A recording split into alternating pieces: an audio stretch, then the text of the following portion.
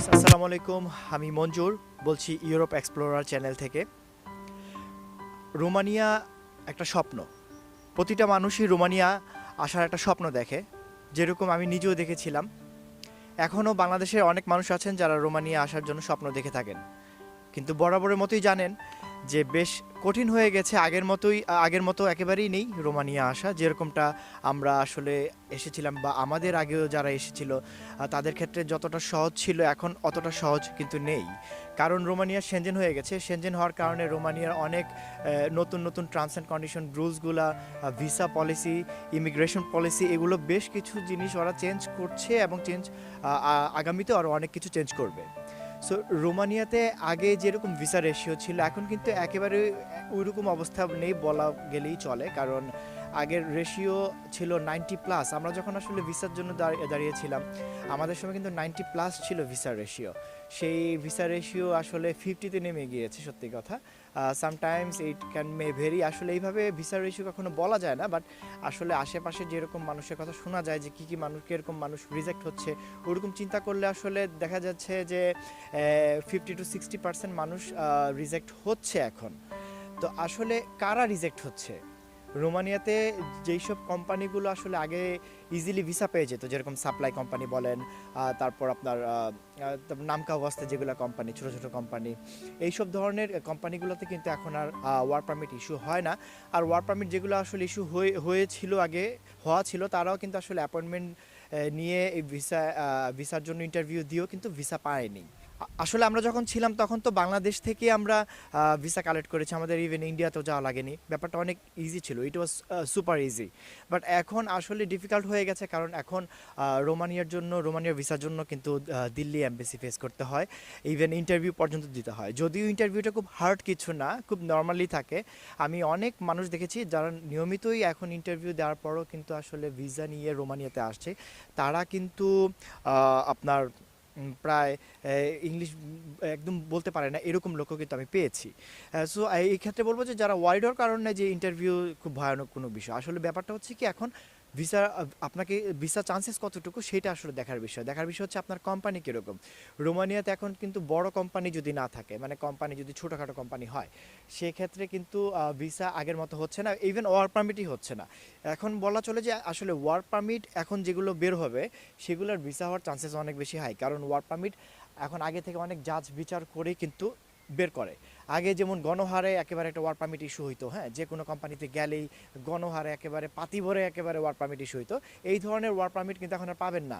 এখন ওইটা আসলে ওইভাবে ভাবাই যাবে না। অনেকে কিন্তু আসলে এইসব জটিলতা, রোমানিয়াতে ভিসা হবে কি না, রোমানিয়াতে ভিসা হলে আবার ভিসা না হলে আবার ইন্ডিয়ার যে একটা একটা ওইখানে খরচ, এইসব কিছু লস হবে, এইসব টেনশনে কিন্তু আসলে এখন মানুষ রোমানিয়া থেকে একটু দ্বিমুখী হয়ে গেছে। হ্যাঁ, রোমানিয়া থেকে একটু অন্যদিকে চিন্তা করছে, রোমানিয়ার অল্টারনেট চিন্তা করছে। তো আসলে এখন ব্যাপারটা এরকম না যে রোমানিয়াতে ভিসা দেয় না। আসলে সত্যি কথা বলতে গেলে কি, রোমানিয়া এই যে 2024-এ সেনজেন হয়ে যাওয়ার পরে রোমানিয়া থেকে প্রায় আমি বলবো যে শতকরা 65% বাংলাদেশি লোক যারা কিন্তু সেনজেনে চলে আসছে, বিভিন্ন দেশে রোমানিয়া ছেড়ে চলে গিয়েছে। সো বর্তমানে তাহলে কি দাঁড়াচ্ছে, এটা not only for the Bangladeshis peoples, এখানে আপনার ইন্ডিয়ান আছে, নেপালি আছে, পাকিস্তানি আছে, all of those persons they already lived Romania. So রোমানিয়াতে কিন্তু এখন কাজের সংকট আবারই চাহিদা তৈরি হয়েছে। রোমানিয়াতে এখন কিন্তু ওয়ার্কার কমে গেছে, কারণ সব মানুষ যারা আসলে ভিসা নিয়ে ছিল এখানে তারা অলরেডি সেনজেনের বিভিন্ন দেশে চলে গেছে। তো এখনই সুযোগ, রোমানিয়া এখন আবার নতুন করে ভিসা দিবে, তবে ভালো কোম্পানিতে ভিসা হবে। আগের মতো সাপ্লাই কোম্পানিতে ভিসা হওয়ার চান্সেস আগের মতো নেই। ভালো কোম্পানিতে অবশ্যই আরও ওয়ার্ক পারমিট ইস্যু করবে, এবং যেগুলো ওয়ার্ক পারমিট হয়ে যাবে সেগুলো ভিসা হওয়ার চান্সেস কিন্তু অনেক বেশি হাই থাকবে। সো এখন আমি বলবো যে এইটা একটা সুযোগ। রোমানিয়াতে কাজের সংকট রয়েছে, কাজের মানুষের সংকট, লেবার সংকট যেটাকে বলে থাকি আমরা, ম্যান পাওয়ার সংকট এখনও রয়ে গেছে।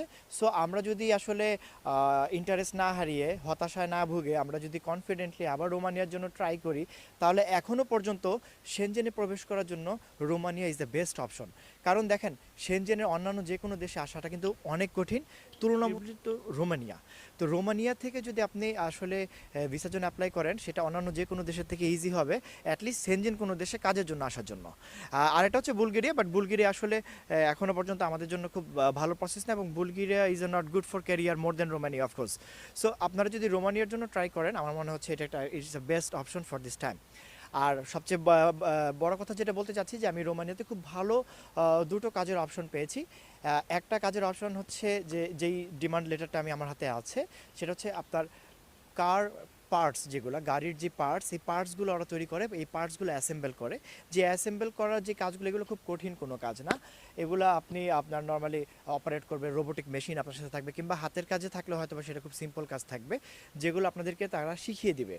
সো এইখানে এই কোম্পানিতে আমি 20 জন লোকের ভ্যাকেন্সি পেয়েছি, যারা এখানে এসে আপনারা 1 বছরের একটা কাজের চুক্তি আপনারা পাবেন, আপনারা কাজ করতে পারবেন, এবং দ্বিতীয়ত আপনাদের 1 বছর পরে আপনারা তাদের ভালো রাখলে, আপনাদের ভালো তারা যদি দেখে যে আপনি ভালো কাজ করছেন, তারা আপনাদেরকে কন্টিনিউ করবে।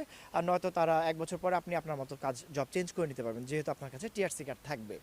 সো যারা রোমানিয়াতে আসলে কাজের চিন্তা আসতে চাচ্ছেন, রোমানিয়া থেকে অন্যদিকে যাবেন না, অন্তত 1 বছর রোমানিয়াতে স্টে করবেন, তাহলে তারা আমার সাথে যোগাযোগ করতে পারেন। কারণ কোম্পানিটি অনেক বড়, এবং বড় কোম্পানিতে ভিসা হওয়ার সুযোগটা বরাবরই বেশি থাকে, যেগুলো ছোট কোম্পানিতে নর্মালি কম থাকে। সো ভিসা চান্সেস অনেক হাই, এবং মূলত যারা বাংলাদেশে আছেন, কিংবা বাংলাদেশের বাইরে আছেন, কিংবা বাংলাদেশে আছেন আগে বাংলাদেশে ছিলেন, এরকম যারা আছেন, যাদের এরকম হিস্ট্রি এক্সপিরিয়েন্স আছে বাইরের দেশে কাজ করার, তাদের জন্য বেশি সুবর্ণ সুযোগ। ভিসা হওয়ার চান্সেস তাদের জন্য আরও অনেক অনেক বেশি। সো সবাই ট্রাই করতে পারেন, আমার সাথে যোগাযোগ করবেন। যারা আসলে কাজ করতে চান, এই সুযোগটি নিতে চান, তারা আমার সাথে অবশ্যই যোগাযোগ করবেন। আমি বিস্তারিত আমার ইমেল কিংবা হোয়াটসঅ্যাপে যোগাযোগ করলে আমি আপনাদের সাথে বলতে পারবো। আরেকটা কাজের স্লট আছে, সেটা হচ্ছে কনস্ট্রাকশন কাজ। কনস্ট্রাকশনের কাজ, এটা তারা 5 জন লোক নেবে। সো এইখানে আপনার যে ভিসার যে রেশিওটা, কনস্ট্রাকশনের কাজের ভিসা রেশিও অনেক হাই। তবে গাড়ির যে কোম্পানিটা আসলে আমি ওইটাকে বেশি প্রেফার করছি, যে আপনাদের এখানে ভিসা চান্সেস অনেক হাই হয়ে যাবে। সো যারা দেশের বাইরে আছেন কিংবা বাংলাদেশে আছেন, তারা অবশ্যই আমার সাথে যোগাযোগ করতে পারেন। আশা করি যে ভালো কিছু হওয়ার চান্সেস অবশ্যই আছে। সো আজকে এই পর্যন্তই। তো এরপরে পরবর্তীতে আপনারা কোন ভিডিও চাচ্ছেন আমার কাছে আমাকে জানাবেন। আমি আগামীতে আরও বেশি বেশি ঘন ঘন ভিডিও নিয়ে আসার চেষ্টা করব। সবাই ভালো থাকবেন, ধন্যবাদ, আসসালামু আলাইকুম।